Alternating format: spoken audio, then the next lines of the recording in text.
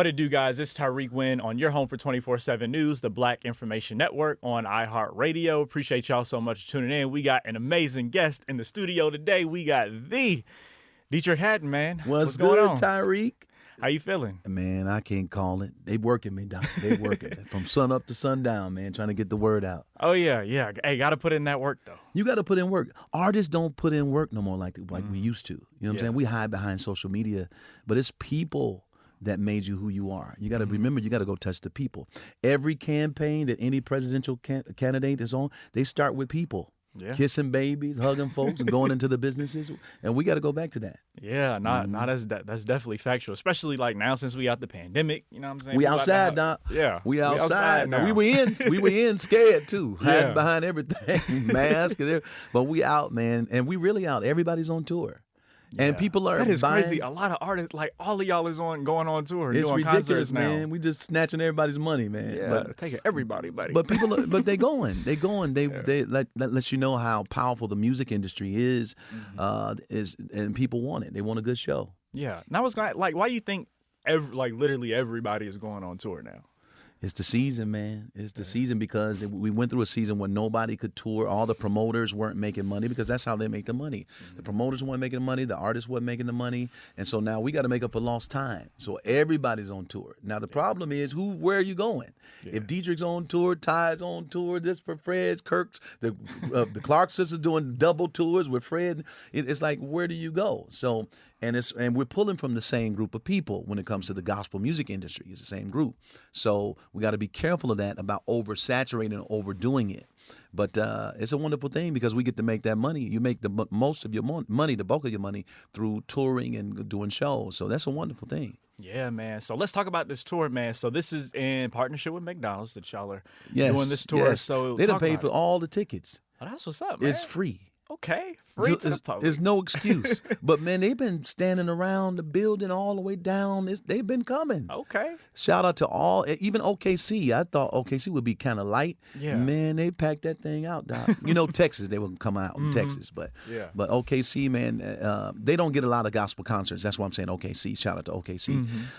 But they show love, and they showed us that they want more gospel artists to come. So, yeah, it's a beautiful thing. I love that, man. So what's some cities y'all done hit so far? So we did Help Me Lord. We did Houston. We did Dallas. We did Birmingham, which was crazy. Birmingham, Alabama. We did OKC. And where did we start out? Nashville. And we did about 7 dates. Okay. 7 dates out of the 30. That we have to do. So I guess it's 20 something left. Yeah. 23 left. Yeah. I'm looking at the schedule now. I see we got ATL on June 29th. ATL! Okay. Yeah. So, I see we got ATL. Then I see we got Chi-Town on the June 19th. Then Chi-Town. We got my favorite city, one of my favorite cities. Yeah. ATL was the top. ATL? Y'all always show me love. ATL always show me love. Yeah, I feel like a lot of artists like performing at ATL because I feel like we come out. It's a lot of us. Yeah. And our fans are there, so, it's a wonderful thing. Y'all know how to come outside and pay for a ticket. Yeah, of course, man. So talk about this new album, One Night in California. One Night in California is my best album, period. And that's hard to say. I know it's a stretch because I got a lot of records out there, but I can say there's something different about this because I approached it more like a mixtape. And so I'm just saying what's really on my heart. I'm not trying to be correct and dance around with these political people and religious people. I'm just saying what's really on my heart, man. And so I'm feeling this one. When I make a record, I ride around for a good 3 or 4 months, man, just listening to the music to make sure that I'm getting the same feeling every time I listen to it. That's very important. It's a part of delivering to you a great record, man. Yeah, you got to get that feeling. And if I can get blessed over and over again, just listening and sonically how it's right, and the vocals are there and everything, I know that when it hits your house and when you get it, when you play it on the radio, it's going to be incredible. So the problem is my family have to deal with that. Every time I get in the car, dog, I'm playing. She's like, okay, when is this song coming out, Deitrick? Just release it so we can be done with it, But yeah, that's what they have to do. You have to listen to all the music once we do it, because I run it by my family. I got a 12-year-old, got a 10-year-old, got an 8-year-old. I run it by them. Then my wife, so they're the ones. They're my gauge to see if the songs are good or not. Yeah, that's pretty cool, man. I always like when artists talk about the process and how they, get to a certain point and create music and stuff like that. Can you tell me, what does it take to make a good song? Well, you got to be clear and on purpose with what you're trying to convey and who you're talking to and how you're going to corral that audience together on your hook. Your hook is what hooks everybody in to pull them together to sing it together. If you can get everybody singing and dancing together, the hook could be the beat, it could be the melody, it could be the lyric. And once you hook them, man, you got a great song, And I think a lot of songs that are inspired by what's going on in the culture, it works. It works. Like I think the reason why a lot of Drake's and Kendrick Lamar songs are popping right now, because we all into the beef, the diss, like who gonna win, what I'm saying? But in the meantime, they hooking us in with these, They are, yeah. You know what I'm saying? We Better run in. for your life, Kendrick going in. Yeah. So now they see walking up there, and he got them hooked, but it's all inspired by a real beef that's going on between two rappers. Yeah, man. Nah, I'm glad that you mentioned that. And so, can you tell me, has there been a time when you've been creating music and you came up with something and you was like, I ain't really feeling that, let me move in another direction? Oh, that's all the time. You got to make sure you got to be honest with yourself. That's one thing of being a great producer. You got to be honest with yourself, and everything that you do is not just great. You can't do that because it's not. But the songs that that really touch you, and then you run it by your people that really will tell you the truth, your soundboards, your people that will tell you, hey, man, that's crazy, though. That's what you're saying right there is powerful. I love that beat. You need people that's going to really know music that's around you that can help you gauge what's good or not. You know, people that's going to be honest with you. Exactly. But I can't say if you're a great producer and great songwriter, it doesn't necessarily mean that the music is not good that you just did. Maybe you have to piece another piece to something else and save that, archive that for something, and you'll find yourself being able to pull from something that you were going to do, but it didn't work. But it worked for this beat. It worked for this hook, this melody. Got you. Okay. Yeah. Pretty cool, man. And I want to ask you this. So I noticed your fashion is interesting, right? and I like, because you got the hat, you got come on down. Yeah. So can you tell me where you get your inspiration for your fashion? Man, movies. I watch a lot of movies. The culture, like where I'm from Detroit. We're very independent, very bold colors, but very flamboyant. Yeah, that's what Detroit is known for. If you go all the way back to the Gators, the purple Gators, the yellow Gators, the green, that's it's a Detroit thing. I think Detroit was the first to really do I'm talking back in the day. Okay, well the whole finger wave hairstyle and the pompadour. Then it went to New York. Detroit was a trendsetter city in music when it comes to Motown, contemporary gospel music, and in fashion. People don't give Detroit the credit that it deserves. But there are a lot of people. I get my style from just watching my uncles in them, man. Just my maybe uncles, styling a profile. Listen, my uncle, bro, the block be crazy. Doc. They weren't pimps, but they just had a certain. They didn't mind wearing the fitted, jumpsuit with the. They was crazy. You be like, man, he cool. He driving and he got women. Like the ladies love it. You know what I'm saying? So that's what they like, and that's what we rocking. Absolutely. And they ain't studying about what you think, what they got on. If that look funny, whatever, they rocking it, and it's working. You see all the women flocking to them. You're like, okay, we gonna do that. I need that. Exactly. You want that same attention. So that's what's up, man. Glad you shared that. So, talking about doing gospel music, right? Yeah. Why did you, obviously, at first you decided you want to be an artist, but why did you decide to do gospel? It's a calling, man. It's a calling. Sometimes I question myself. I ask myself the same question. Yeah. Why did I decide to do this, to fight with these people, the religious people? Everything I do, they got a problem with what I'm wearing. They got a problem with what I'm saying. They got a problem with what I'm doing. Just being a human being. That's the toughest audience to have. When people say things like, he trying to be a rock star and all this stuff, it bothers me to the core. Because if I wanted to, I could have done it. I turned down 4 major record deals. 4. One deal I signed with Arista, the deal was signed the night, and the Holy Spirit told me, you can't go back there to that studio. Tim and Bob, y'all know Tim and Bob from Slow Down. I just want to get, how did you get that in those jeans? They were producing my album. We had like 15 songs done. If you call Tim right now, he'll tell you, I learned how to really produce with Deitrick. Right? And so we got us a deal with Arista, with the production company out of Detroit. Signed the deal. That night I said, I'm never going back to that studio because something hit me. And when I called the producer after we had signed the next day, she said, something told me that boy has more to say. She just cried, broke down on the phone. She could have said, Nick, can I say that? She could have said, I got you signed. We finally got this $500,000 deal. And you gonna do that? I got Tim and Bob. I got Tony Rich. Y'all remember Tony Rich? Yeah. What was this? Nobody know. That's my friend. They were producing my album before. Then when that happened, they all left, came out here to Atlanta, and they all got deals. Wow. And Tim and Bob would call me every year religiously. This is a true story, bro. D, we got you a deal. I'm sitting right here with L.A. Reid, bro. I just played them our demos. You can get on the plane right now. I said, y'all going to hell. Y'all doing all that music. I said, man, I'm singing for the Lord. I had that mindset. I was very religious. So that was one time. Another time, shout out to Demet Goodry. You know Demet Goodry? He was over Columbia Records. Yeah. Division of Columbia Records. When I first went out to L.A., I was shopping a deal for my group Perfect Peace. But I had produced the songs, wrote the songs, arranged the songs, led the vocals and everything. So when I played it for him, he said, who wrote that? I said, I wrote it. He said, who produced it? I said, I produced it. Who arranged it, sir? I said, I did it. Who's that singing this part and that part? I said, it's me. He said, you got a deal. Wow. He said, before you leave, you have the contract. My manager, Larry Baker, was right there. He was like, D, you got a deal. Yeah. And I told him, I can't do the deal. I'm sitting in Columbia Records. True story, can't do the deal. He said, why?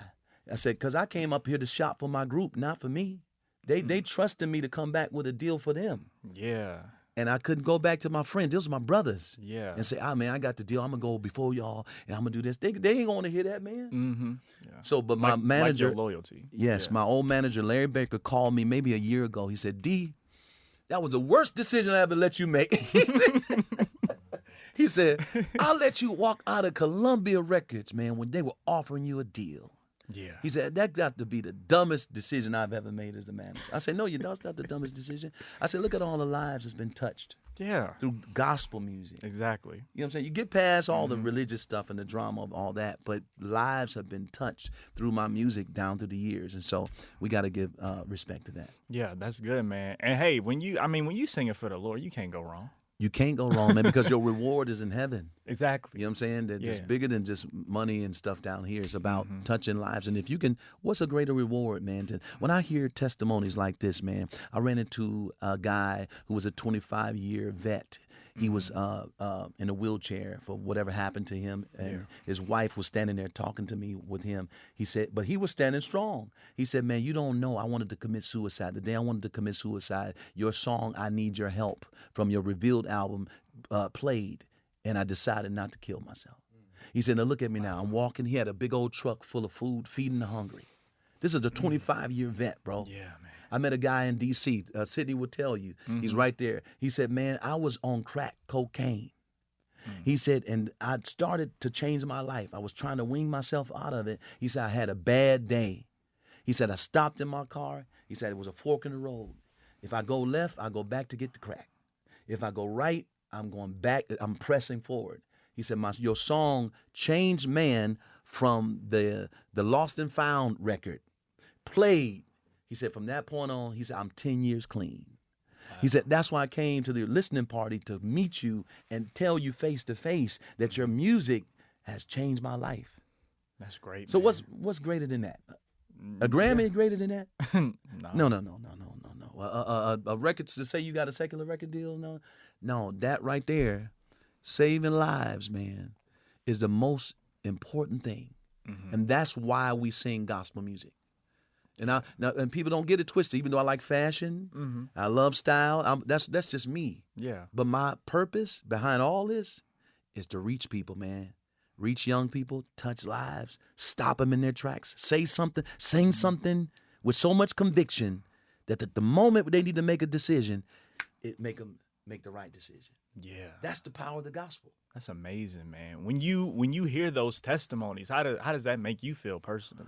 Like it's not been in vain. Like your work, you've been putting in work, and you're doing what you're called to do, and it's not about how many followers you have. It's not about how many awards you have. It's about that right there. That's the assignment, to touch lives, man, to pull people together, pull them in when the enemy is trying to tell them to do something else. Yeah. You right there, God's using your voice, your song to help people. Yeah, and you talked about his testimony, but just imagine the ones you ain't heard yet. You're not gonna hear all of them. And I had to be, and I was on the road. I had to be on the road to meet these people to even ever hear that. You see what I'm saying? And so that's why I'm telling artists, get out there, man, and meet your people. They out there. They've heard your song, never would have made it. They heard your song, Worth It, or whatever song that is, and at the right moment, God used your song to help somebody. But you would never meet them if you're hiding behind social media and just promoting on that way. You got to go out and touch people. Yeah, that's important, man. I love that you mentioned that. I think a lot of artists need to start doing that, for real. I don't know how we left it, man, because that's how I started. Yeah. I did a road trip before my tour. The tour started last week, but the week before, I went on a road trip. We went to Help Me City. We went to, we started out in Charlotte, North Carolina. We went to Raleigh, then we went to Rocky Mount. We went from Rocky Mount to Salisbury, Maryland. And then we went to Virginia Beach. Okay. Then we went to Baltimore, D.C. We ended up some kind of way in New York. But that whole run, I was doing a listening party for all my supporters and playing the music for the first time and seeing how they feel about it, whatever. And that's how I met these people. They were telling me all kind of testimonies, man. And they were saying, artists don't do this. Salisbury, Maryland said they've never had a gospel artist come through. The radio announcer there, all the people that said, we don't have, you the first gospel artist that ever came and did a listening party for us. Making history. I said, are you serious? Yeah, that's crazy. Out of all these years, all these gospel artists, they said, you're the first one to come. Tell them to come here. They got fans here. I'm looking at this line of people that love gospel music, but we just don't go. Wow. Yeah. Gotta get out there. Gotta reach the community, man. That's important. That's the bottom line. That's some good advice. Yes, sir. For sure, man. So, talking to how did you like doing reality TV? What was that like?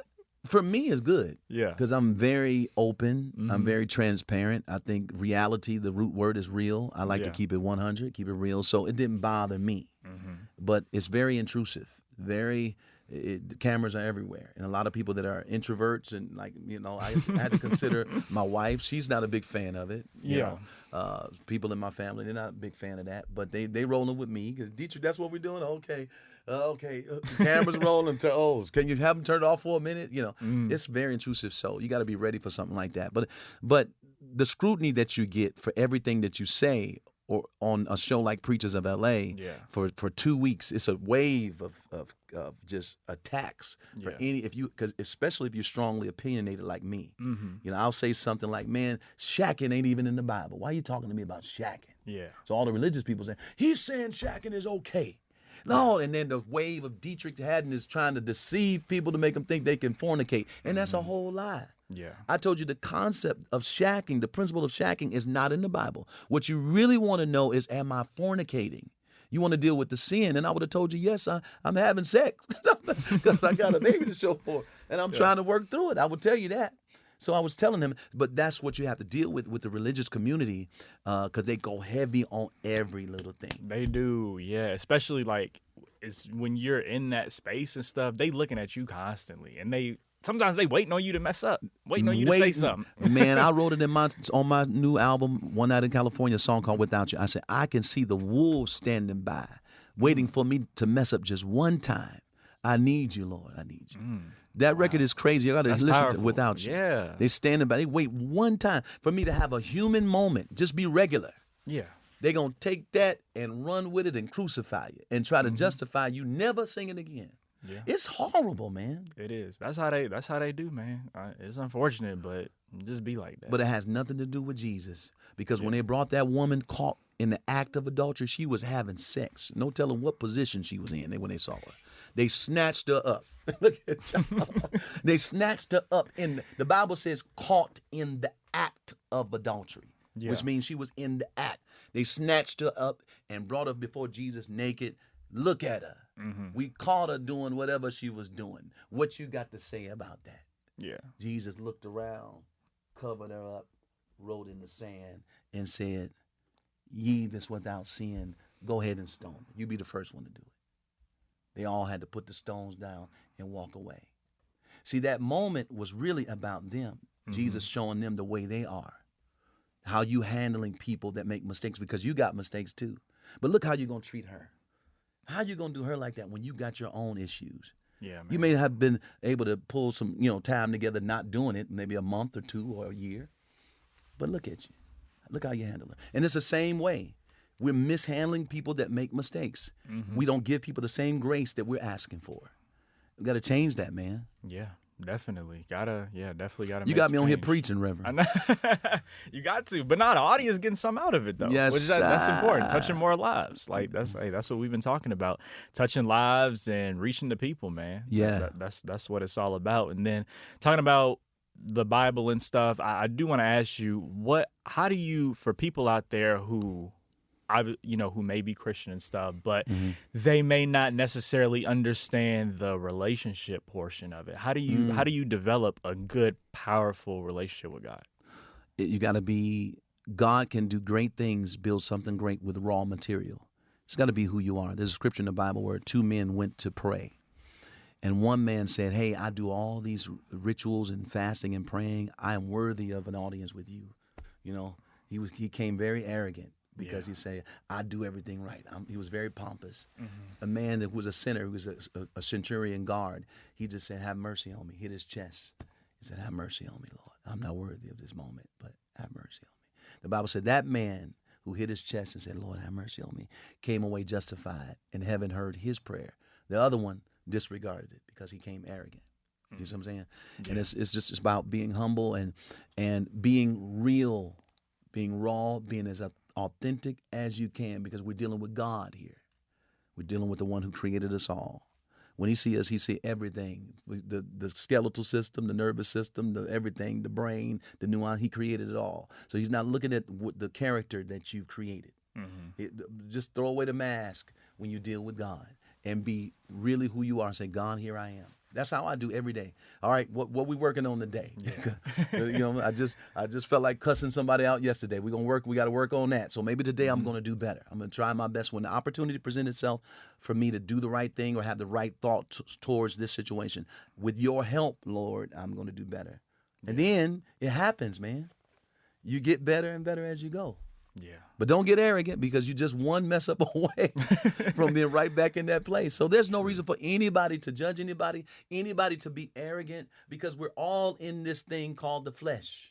Ain't nothing we can do about it. And sometimes it shows up when you least expect it. It do. Yeah. It do. We all got them moments, man. Oh, yeah. It is what it is, Yeah, man. I definitely appreciate you for sharing that, and hopefully the audience was able to learn a little something from that you shared and stuff. So, but I definitely appreciate you so much for coming on, man. This has been great. I do want to ask you this, right? So we got Father's Day coming up. That's going to be next month. Okay. I want to ask you got some kids. Can you talk a little bit about fatherhood and how important and how beautiful fatherhood is? I think it's wonderful, man. It's the greatest thing that ever happened to me in my life, being a father. I was a late bloomer when it comes to that. I had my first child when I was 38. And so now my daughter is 12, and she's growing up fast. She's tall, too. So it's going to be like a supermodel or something like that. But they're all very aggressive, progressive. They got all the attributes that I have, the fashion. They've already done their studios, their songs. They're ready to drop their singles this summer. Okay. Denver and Destin. And it's just a wonderful thing it's almost like I'm able to live my life all over again, my youth all over again. I see myself in all three of them, and it's the best thing in the world, man, to see them grow and to come into who they are individually. And I get joy just making sure I'm there. Like, even though I'm on tour, I fly home every top of the week. So on Sundays, I fly home. I'm there Monday, Tuesday, Wednesday. And then I head back towards the weekend to do the tour, to do the show. And it's very important to me because I had that in my life. My father was there. Bishop Haddon, he was there. It was 9 of us. We were like the Brady Bunch. And he took care of us. He taught us how to work hard and share and just be family, And so I always wanted that for my life, And so God has given it to me, and it's a blessing, man. And shout out to all the fathers that are standing up and raising your family and teaching your family how to be great and to contribute something great in this world. That's amazing, man. Yeah, I definitely applaud you for that because I know it has to. Sometimes it can probably be tough, doing your career and then, of course, still being a family man. Yeah, you're making it work, though. The beautiful thing about technology is they're right with you all day. Like when I'm going between interviews and things like that, they're on the FaceTime. They're texting family text threads, all the stuff they tell me about what happened at school. So technology is wonderful. I came up when there was no technology like that. Can you believe that? Yeah. There was no cell phone. There was no. We had beepers. Yeah. Pagers, rather. I remember my parents. I was like, "What is a beeper?" Like, they would be telling me. Oh, that was a big deal. You didn't know about Oh man, that was a big deal, man. That was progressive. That was like, hey, we going into. You can page somebody, get the number, see who to page, and you go straight to the payphone, put a quarter in, you can call them. Yeah, I ain't know nothing about all that. I'm 23. I ain't know nothing about all that. You don't know nothing about that, man. Or dialing the phone. Those rotary. I've seen my great grandma got one of those, so I used it one time. I was like, I can't do this. No GPS, no GPS, you can't follow where they are, no location sharing, none of that stuff, man. Just you had to trust that they would be there at the time they said they would be there. Mama said she picking us up at 4. I don't know how y'all did that. I don't know to this day either. I'm like, how in the world did we survive without a GPS or Waze? Yeah. Can you believe that? I rely on it. Yeah. So, but yeah, man, this has been great. Congratulations on everything you got going on, man. Thanks, bro. Definitely appreciate you so much for coming in. And guys, where can people check out the tour dates and get tickets? Go to IGotAwayTour.com, IGotAwayTour.com, and get your free ticket for the next tour date. But you can also follow me on D Hattie, blue check there, D Hattie, DHADDY, Deitrick Haddon on Facebook, on X, Deitrick Haddon got the blue check there. You can't miss me and all the wonderful things. Also, you can download my brand new album on my birthday. Your download and your stream will be a birthday gift to me. So thank you so much in advance. That's amazing, man. Yes, like I said, definitely appreciate it. Appreciate you so much for coming in. And guys, appreciate y'all so much for tuning in. Make sure y'all stay tuned in to the Black Information Network on your home for 24/7 news. Peace out. Peace.